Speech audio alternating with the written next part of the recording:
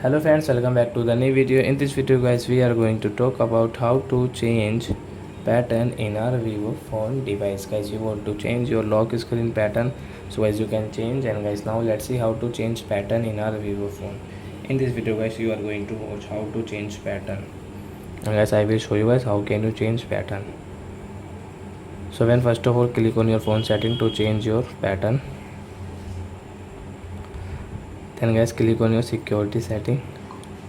Guys click on screen lock and guys draw your pattern which you have now. Again guys click on pattern, guys draw a unlock pattern. So example for guys I will going to show this Z. So guys, you can draw any pattern, but guys don't forget your pattern.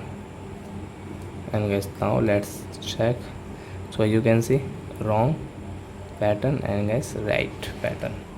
So I hope friends you have understood how to set how to change pattern in our Vivo phone. So that's it guys, thanks for watching. Now we will meet on next video with new topic. Before going guys, please go and like my video, subscribe my channel. Bye bye friends.